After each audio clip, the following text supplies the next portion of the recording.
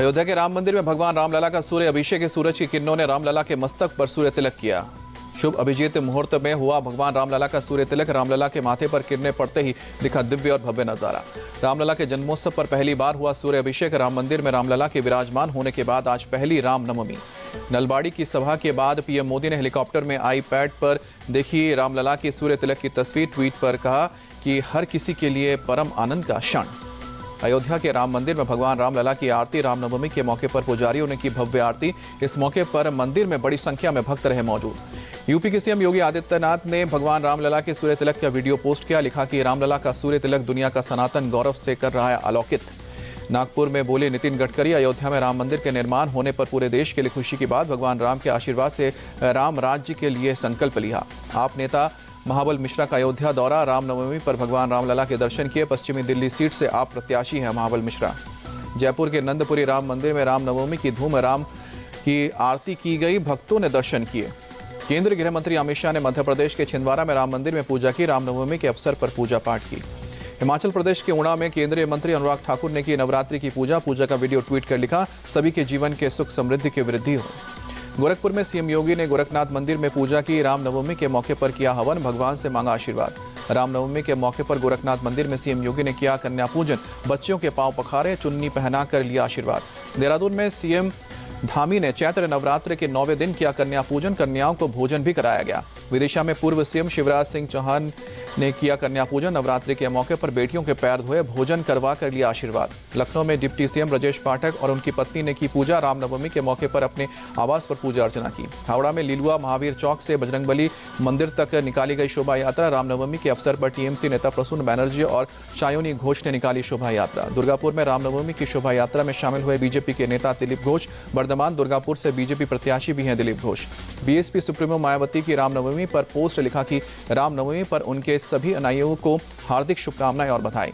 जयपुर में राजस्थान की deputy CM दिया कुमारी ने की पूजा। नवरात्रि उत्सव के अवसर पर सबके लिए कल्याण की कामना की। तिरुपति के बालाजी मंदिर में badminton star PV Sindhu Ramnavami के मौके पर भगवान वेंकटेश्वर स्वामी के दर्शन किए। असम के नलबाड़ी में पीएम मोदी की रैली। मंच पर पीएम मोदी का किया गया सम्मान। पारंपरिक वाद्य यंत्र का दिया गया उपहार। रामनवमी की बधाई देते हुए पीएम मोदी बोले, देश सदियों की साधना को सेलिब्रेट कर रहा है। 500 साल के बाद रामलला जन्मभूमि में विराजमान हुए हैं। नलबाड़ी की सभा में पीएम मोदी बोले, 2014 में मोदी आपके बीच एक उम्मीद लेकर आया था। 2019 में मोदी एक विश्वास लेकर आया। 2024 में गारंटी लेकर आया है मोदी।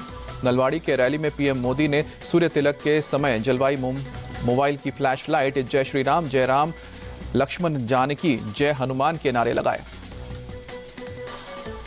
गाजियाबाद में राहुल गांधी ने अखिलेश यादव के साथ जॉइंट प्रेस कॉन्फ्रेंस की। कहा कि चुनावी बॉन्ड पर मोदी झूठ बोल रहे हैं। चुनाव और बॉन्ड दुनिया का सबसे बड़ा स्कैम है। राहुल इंडी अलायंस को लेकर बोले कि बीजेपी 150 सीट तक ही सिमट जाएगी। अंडर करंट इंडी अलायंस के साथ है।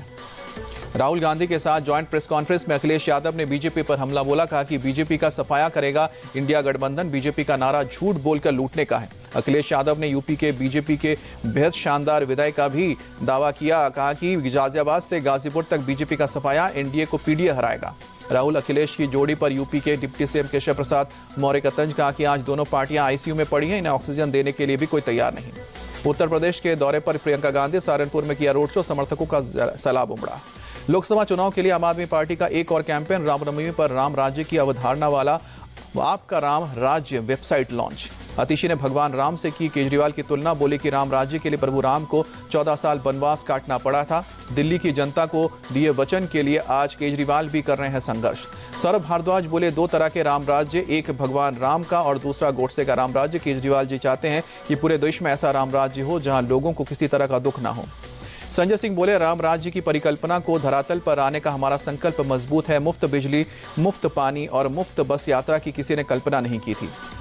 जयपुर ग्रामीण से बीजेपी उम्मीदवार राव राजेंद्र सिंह के लिए राज्यवर्धन सिंह राठौर ने किया रोड शो। कहा कि हम राज्य की 25 से 25 लोकसभा सीटें जीतेंगे। कर्नाटक के बेलगावी में गोवा के मुख्यमंत्री प्रमोद सावंत ने किया रोड शो।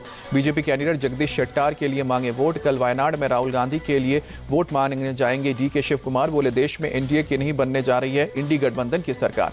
बीजेपी की सीटों को लेकर बोले, कर्नाटक के सीएम सिद्धरमैया वो 200 से 220 सीटें जीत सकते हैं। 400 सीटें मिलने का दावा उनकी रणनीति का हिस्सा। बेंगलुरु में पूर्व कांग्रेस विधायक अखंडा श्रीनिवास मूर्ति ने ज्वाइन की बीजेपी। पूर्व सीएम बीएस येदियुरप्पा की मौजूदगी में ली सदस्यता। तमिलनाडु के तिरुचिरापल्ली में के.एन. अरुण नेहरू ने टोल गेट पर किया रोड शो। पेरंबलूर सीट से डीएम के उम्मीदवार हैं के.एन. अरुण नेहरू। केरल के चंडीगढ़ में केंद्रीय मंत्री और बीजेपी उम्मीदवार वी मुरलीधरन ने चलाया कैंपेन। कहा कि पीएम मोदी की योजनाओं से यहां के लोग काफी प्रभावित। बीजेपी पर तेजस्वी यादव का हमला। संविधान बदलने वाले सवाल पर कहा, जो लोग संविधान बदलेंगे वो खुद ही खत्म हो जाएंगे।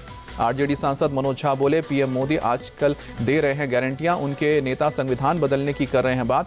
संविधान बदलने की बात से हम सबको परेशानी। कांकेर के जिला अस्पताल में मुठभेड़ में मारे गए नक्सलियों के शवों का पोस्टमार्टम। आज सुबह 29 नक्सलियों के शव बरामद किए गए। छत्तीसगढ़ के कांकेर में भारी मात्रा में हथियार गोला बारूद बरामद। कल हुए मुठभेड़ में सुरक्षा बलों ने कई नक्सलियों को मार गिराया था। कांकेर में कई नक्सलियों के मारे जाने पर बोले अमित शाह, छत्तीसगढ़ में सुरक्षा बलों को मिली है बड़ी सफलता। मोदी जी के नेतृत्व में देश से नक्सलवाद को उखाड़ फेंकेंगे। छत्तीसगढ़ के पूर्व मुख्यमंत्री भूपेश बघेल ने सुरक्षा बलों को बधाई दी। कांकेर में 29 नक्सलियों को मारे गिराए जाने को बड़ी सफलता बताया। योग गुरु बाबा रामदेव के संन्यास के 30 साल पूरे हुए। स्वामी रामदेव बोले, आज मैं 30 साल का सन्यासी हो गया। इतने साल में अपने जैसे 250 योग योद्धा तैयार किए हैं। अपने संन्यास दिवस पर स्वामी रामदेव ने देश भर की जनता से की वोट करने की अपील। कहा कि राम राज्य के लिए राष्ट्रवादी सरकार को चुनें।